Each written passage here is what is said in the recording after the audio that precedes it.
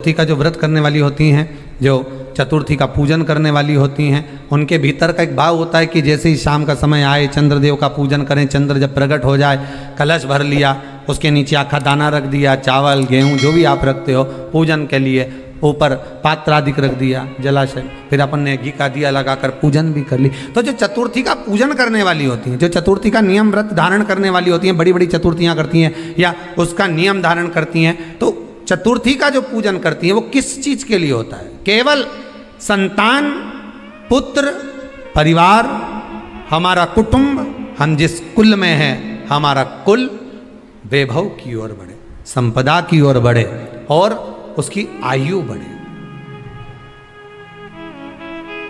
उसकी आयु बढ़े, वैभव बढ़े। बहुत ध्यान दीजिएगा महाराज, चतुर्थी की पूजन में जो आप आखा दाना रखते हो, गेहूँ वगैरह कुछ भी जो भी रखते हो, उसकी बड़ी महत्वता होती है महाराज। यहाँ तक कहा गया है, चतुर्थी की कथा तो आप लोग पढ़ते होंगे, जो लोग पढ़ते हैं उनको मालूम होगा। चतुर्थी की कथा में लिखा है,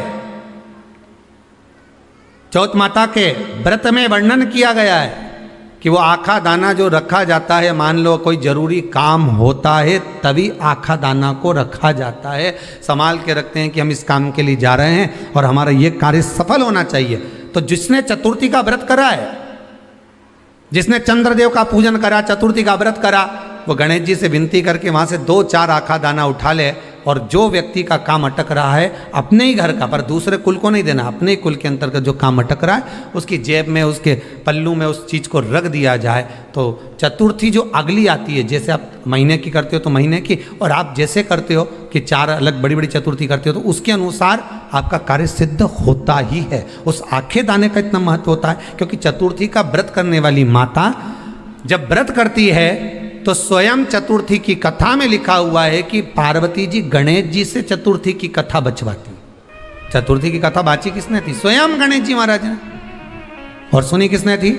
माता पार्वती। बाचने वाले गणेश जी थे, सुनने वाली माता पार्वती थी।